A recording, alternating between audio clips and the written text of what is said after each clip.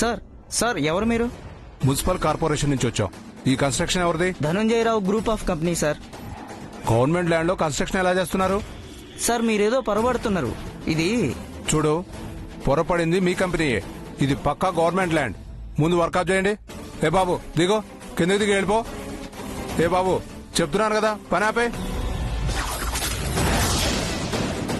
Hello hello sir, నేను గోపిన్ sir. చెప్పు గోపి. మన మాదాపూర్ దగ్గర కన్స్ట్రక్షన్ ఆపమంటున్నారు సార్. కన్స్ట్రక్షన్ ఆపమంటున్నారా? ఎవరు? మున్సిపల్ కార్పొరేషన్ నుంచి వచ్చారు సార్. ఇది గవర్నమెంట్ ల్యాండ్ అంటున్నారు సార్. ఇది ఆపేశారు సార్. బిల్డింగ్ కూల్చేస్తా అంటున్నారు. మీరు త్వరగా రండి సార్. సరే ఓకే. షట్. ఏమైందండి? ఏంట్రా ఏమైంది? మాదాపూర్లో ఉన్న మన కన్స్ట్రక్షన్ ని కూల్చేస్తున్నారంట నాన్న.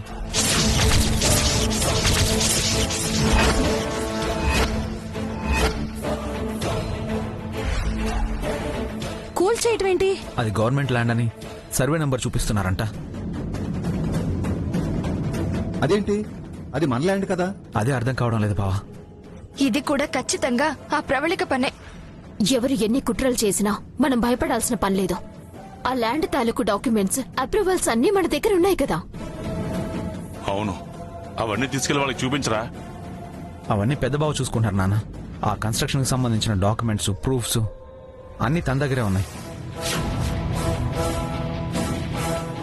ఇలా అయ్యిందేంటి? అసలు ఎప్పుడు లేంది సడన్ గా వాళ్ళు బిల్డింగ్ కూల్చేస్తామని రావడం ఏంటి? అదే టైంకి డాక్యుమెంట్స్ అన్నీ ఉన్న భాస్కర్ కనిపించకుండా పోవడం ఏంటి? అసలు ఏం జరుగుతుందిరా? నాన్న మీరు రిలాక్స్ అవ్వండి. రిలాక్స్ నాన్న. అక్క నువ్వుండవే. ఆ ప్రవళిక సూర్యకాంతాన్ని టార్గెట్ చేస్తుందనుకుంటే మధ్యలో మా ఆయన చేస్తున్న పనిలో వేలు పెడుతుందేంటి? మావయ్య గారు మీరేం కంగారు పడకండి. మేం వెళ్లి అసలు విషయం ఏంటో కనుక్కుంటాం. వెళ్దాం పదండి. పులి, నాన్నని జాగ్రత్తగా చూసుకో. అలాగే బాబు.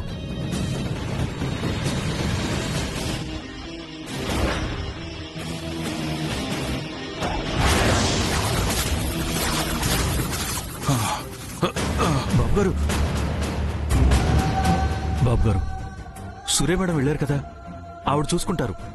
మీరు ధైర్యంగా ఉండండి. ఇంకెక్కడ ధైర్యం రా? ఆ ప్రవళిక అన్నంత పని చేస్తుందని తెలుసు గాని అన్ని వైపుల నుంచి ఇలా ఉక్కిరిబిక్కిరి చేస్తుంది అనుకోలేదు. దెబ్బ మీద దెబ్బ. ఇంతకాలం కష్టపడి కట్టుకున్న నా వ్యాపార సామ్రాజ్యాన్ని కూల్చేస్తుందిరా, కూల్చేస్తుంది.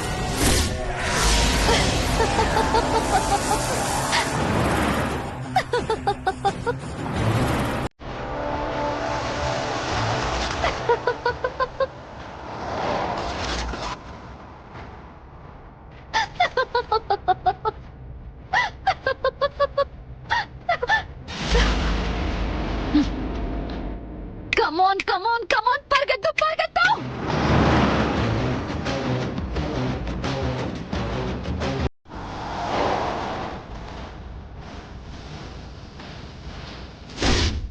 ఏ బాబు, బాబు పని ఆపండి.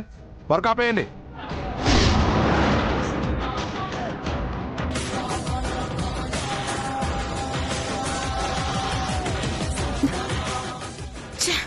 ఏంటక్క ఏమైంది? ఎంత ట్రై చేస్తున్నా మీ బావగారి ఫోన్ కలవటం లేదే. ఆ సూర్యను ఓడించడానికి ప్రవళికకు మనం సపోర్ట్ చేస్తామని చెప్పినా ఎందుకు తన అందరినీ టార్గెట్ చేస్తుంది?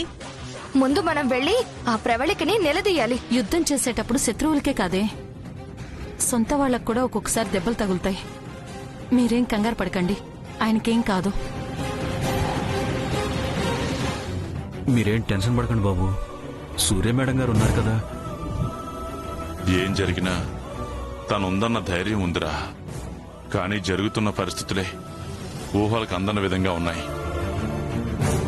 ఫ్యాక్టరీ వర్కర్స్ గొడవ చేయడం, బయ్యర్స్ ప్రెషర్, ఇప్పుడు మన కంపెనీ కన్స్ట్రక్షన్ మీద పడడం. ఎక్కడికి వెళ్తుందిరా? ఎక్కడ ఆగుతుంది ఇది?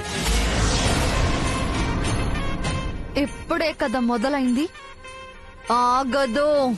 ఆ ప్రవళిక మనతో పోటీ పడినా పరిస్థితులు అనుకూలించక, ఒకవేళ మనం తనతో పోటీ పడలేక ఓడిపోయినా ఆ ఎఫెక్ట్ ఫ్యాక్టరీ వరకే ఉంటుందనుకున్నాను. కానీ ఇలా తను అన్ని వైపుల నుంచి సూర్యాన్ని అష్టదిగ్బంధనంలా ఇరికించాలని చూస్తుందిరా. ఆస్తులు వెళ్ళిపోతే నా బిడ్డల పరిస్థితి ఏంటి?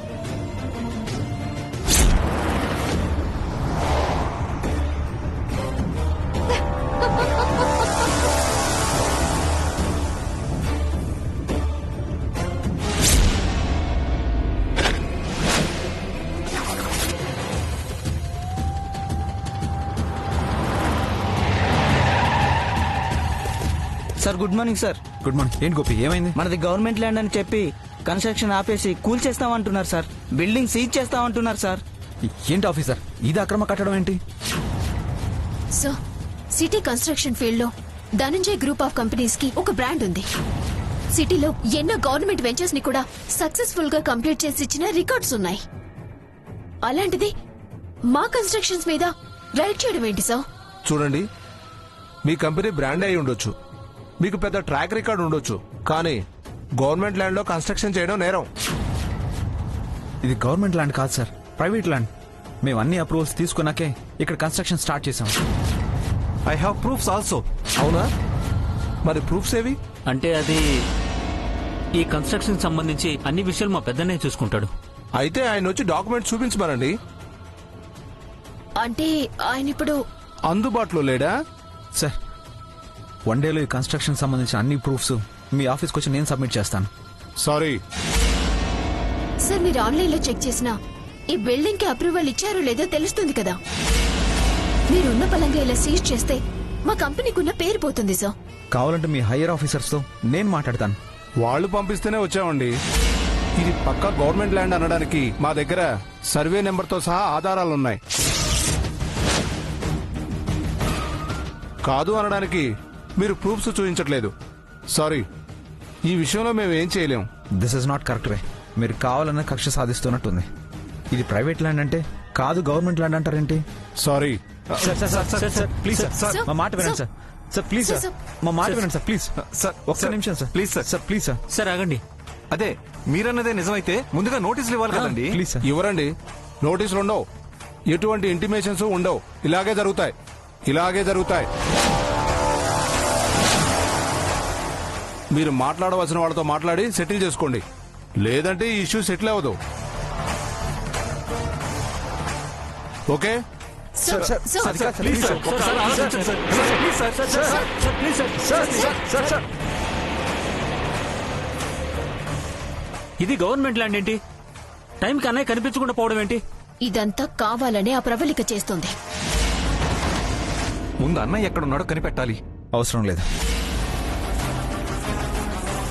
పెద్దబావ వచ్చి పేపర్స్ వాళ్ళకి చూపించినా ఈ ప్రాబ్లం సాల్వ్ అవుదాం. ఇవన్నీ చూస్తుంటే ఒకదాని తర్వాత ఒకటిగా వస్తున్న ప్రాబ్లమ్స్ అన్ని ఆగిపోవాలంటే ఇది వెళ్ళి ఆ ప్రవళికకి సారీ చెప్పాలి. తనేం తప్పు చేసినా సారీ చెప్పాలి? ఇది తప్పు చేయలేదు, నేరం నేరం చేసింది. ఇదే ఈ ఘోరానికి కారణం. ఇది సమర్థవంతురాలని, తన ఆస్తుల్ని తన ఫ్యాక్టరీని కాపాడుతుందని మా నాన్న గుడ్డిగా నమ్మి నెత్తి మీదకి ఎక్కించుకునేసరికి కళ్ళు నెత్తి మీదకి వచ్చేసాయి. ఓవర్ కాన్ఫిడెన్స్ పెరిగిపోయింది. చైతు, ఏంట్రా మాటలు? అవును బావా, ప్రవళిక దీనిలాగా రోడ్ సైడ్ మెకానిక్ కాదు, పెద్ద కార్పొరేట్ శక్తి. తన తెలివితేటల ముందు ఇదెంత? పార్టీకొచ్చి తన లెక్కలు తనకుంటే నా లెక్కలు నాకున్నాయని చెప్తూ ఆ ప్రవళికని రెచ్చగొట్టింది. దాంతో ఇదిగో ఇలాంటి పరిస్థితే మనకొచ్చింది. ఏంటే అక్కడ డైలాగులు చెప్పడం కాదు, ఇప్పుడు మాట్లాడు. ఉదయం నుంచి ఊపిరి సెలపనివ్వడం లేదు తెలుసా? లెక్కలన్నీ తను చూపిస్తుంది. నీ లెక్కలంటే బయటికి తీ. ఫ్యాక్టరీ, ఇప్పుడు కన్స్ట్రక్షన్, నెక్స్ట్ ఏంటో తెలీదు. నా మాట వినవే, ఆ ప్రవళికని కలిసి సారీ చెప్దాం పద.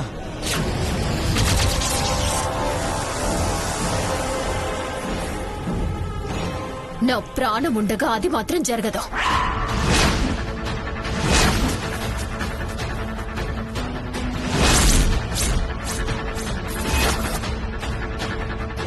అంటే మేం పూర్తిగా నాశనం అయిపోయినా పర్లేదా నీకు?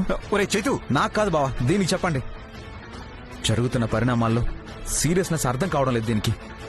బిజినెస్లన్నీ ఒకదాంతో ఒకటి లింక్ అయి ఉన్నాయి. ఏ ఒక్క చోటైనా ఒక్క లింక్ని తెంపేస్తే చాలు మొత్తం మొత్తం కూలిపోతుంది.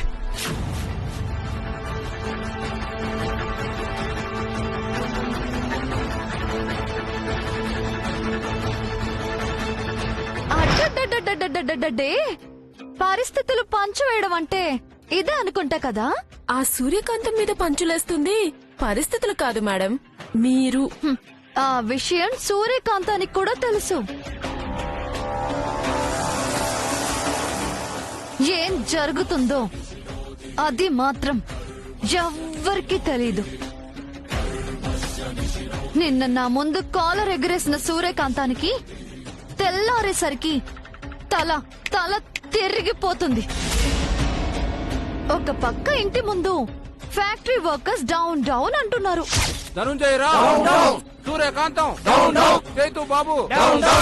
ఇది తెలిసి ఇన్ టైంలో డెలివరీ ఇవ్వకపోతే మేము ఆర్డర్స్ క్యాన్సిల్ చేస్తాము, మీ మీద కేసులు వేస్తాము అని బయర్స్ ఫోన్ లో బెదిరిస్తున్నారు.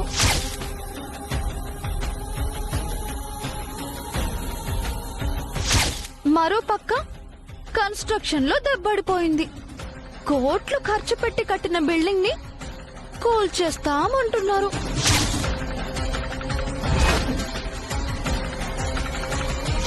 పండక్కి చుట్టాలొచ్చినట్టు కష్టాలు ఇలా వరుస పెట్టి వచ్చేస్తే పాపం ఆ సూర్యకాంతం తట్టుకోగలదంటావా? ఏంటి సోనా నవ్వుతున్నావు? శత్రువైనా కష్టాలలో ఉన్నప్పుడు ఓదార్చడం హ్యుమానిటీ. మనకి ఆ మాత్రం హ్యుమానిటీ ఉండాలి కదా. సూర్యకాంతాన్ని నేనిప్పుడు ఓదార్చాలి కదా. అర్థమైంది మేడం.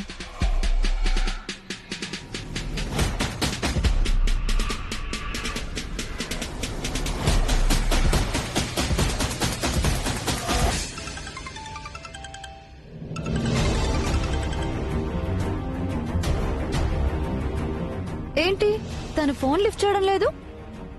ఓహో, టెన్షన్ లో ఉన్నట్టుంది. కమాన్ కమాన్ లిఫ్ట్ చేయమ్మా, లిఫ్ట్ చేయి. Hello. Hi Suryakantham, it's me. నువ్వెందుకు కాల్ చేసావు? హే హే, ఏంటి వాయిస్ లో వైబ్రేషన్స్ మారే? కోపం వచ్చిందా? నిన్న వార్నింగ్ ని కూడా చాలా కూల్ గా ఇచ్చావు, మరిప్పుడేంటి టెన్షన్ గా ఉందా? ఏం జరుగుతుందో తెలియటం లేదా? ఏం చేయాలో అర్థం కావటం లేదా?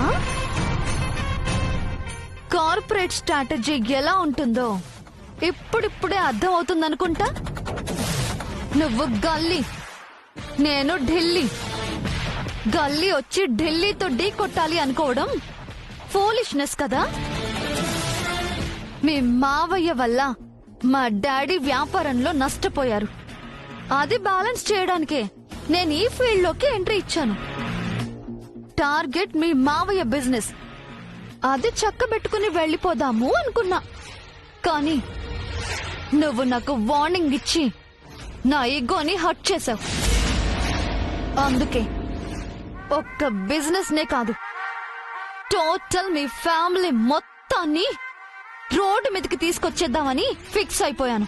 ఏయ్ ఏయ్,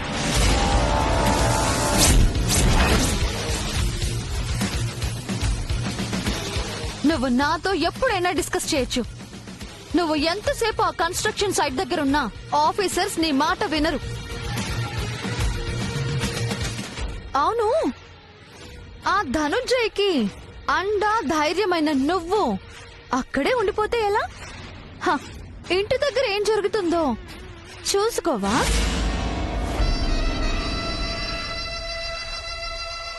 ఏంటి నువ్వు మాట్లాడేది? అదే, అసలే మీ మావయ్య హార్ట్ పేషెంట్ అంట కదా. సడన్ గా ఎవరైనా ఇంటికి ఎంటర్ అయితే కంగారు పడిపోడు. ఆ కంగారులో హార్ట్ అటాక్ వస్తే సరాసరి పైకి పోడు. ఏయ్ ఏయ్,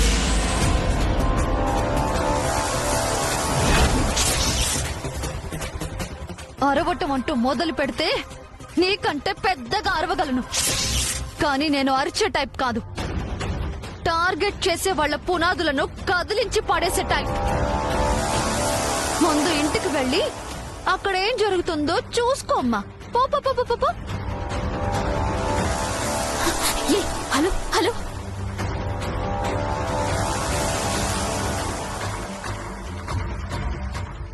ఎవరమ్మా ఫోను? ప్రవళిక. ఏంటంట? ఏం లేదు, ముందు కార్ తీయండి, అర్జెంట్గా ఇంటికి వెళ్ళాలి. అదే, ఏం జరిగింది? ఏం జరుగుతుందో నాకు తెలీదు, వెళ్తే గాని తెలీదు. అంటే ఆ ప్రవళిక మళ్ళీ ఏదో చేసి ఉంటుంది. అంతా దీనివల్లే. రే చైతు, ఒకరి మీద ఒకరు అరుచుకోవడం కాదు, ముందు అక్కడ ఏం జరుగుతుందో చూడాలి. ఇంటికి వెళ్దాం, పదండి పదండి.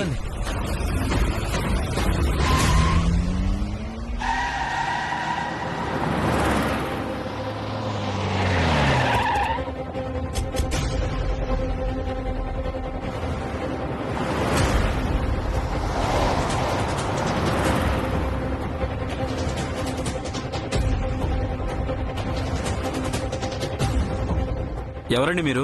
ఇన్కమ్ ట్యాక్స్ డిపార్ట్మెంట్ నుంచి. ఇన్కమ్ ట్యాక్స్ డిపార్ట్మెంటా? రైడ్ చేయడానికి వచ్చామండి. సరే, ఎవరినన్నా వీళ్ళు? ఇన్కమ్ ట్యాక్స్ డిపార్ట్మెంట్ నుండి రైడ్కి వచ్చారండి మేడం. మన ఇంటికి రైడ్కి రావడం ఏంటి? ప్లీజ్ కోఆపరేట్ చేయండి. అమ్మా, నో ఫోన్స్. కమాన్, సర్చ్. ఆగండి. ఏంటండి ఇది? మేము లెక్కలన్నీ కరెక్ట్ గానే కడుతుంటే మా మీద రైడ్కి వచ్చారేంటి? మీకెవరో రాంగ్ ఇన్ఫర్మేషన్ ఇచ్చారు. సారీ, మా డ్యూటీకి అడ్డుపడకండి. సర్చ్.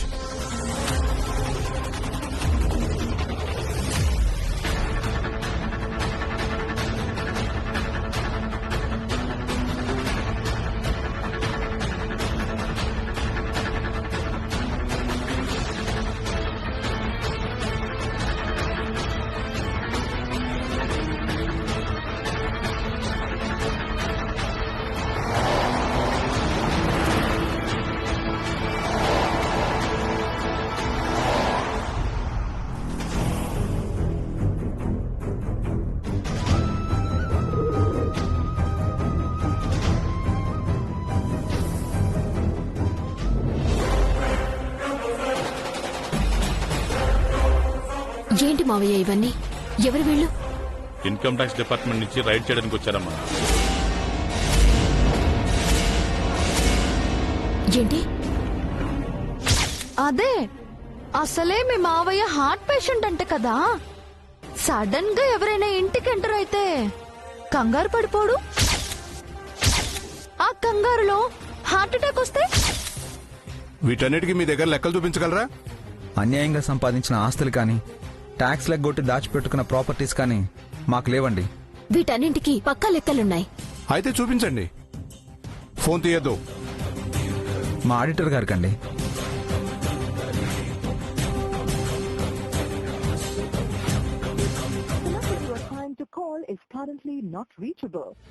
ఏమైందిరా? నాట్ రీచబుల్ అని వస్తుందన్నా.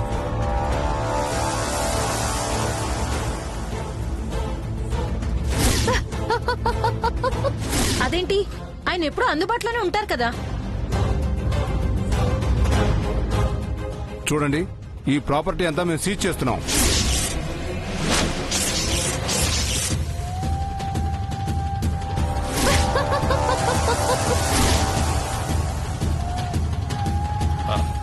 అది కాదండి. సారీ, మీరేమైనా చెప్పాలనుకుంటే కోర్టుకు వచ్చి చెప్పుకోండి.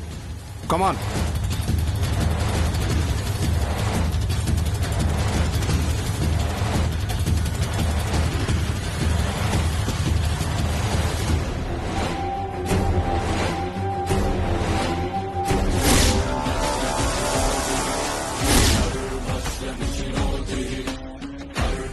ఏంటన్నా ఇది?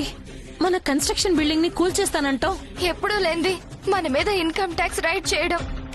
డబ్బులు పోతే పోయాయి, కానీ ఈ విషయం నలుగురికి తెలిస్తే ఇంతకాలం కాపాడుకుంటూ వచ్చిన మన కుటుంబం పరువు పోతుంది కదా.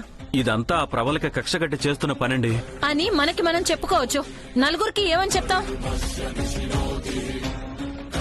ఇంతకాలం ధనుంజయ రావు గారంటే నిజాయితీ పరులు, నీతిని నమ్మి బిజినెస్ చేస్తారు అనే పేరుండేది. కానీ ఈ రోజుతో ఆ పేరు మొత్తం మంట కలిసిపోయింది. దీనంతటికి కారణం ఇదిగో ఇదే.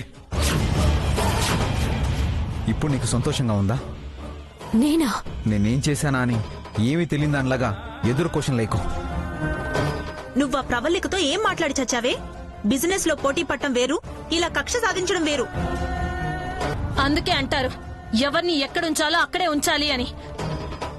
ప్రతి దానికి ఈ సూర్యకి ఇంపార్టెన్స్ ఇవ్వడం మంచిది కాదు అంటే మా మాట ఎప్పుడైనా విన్నారా?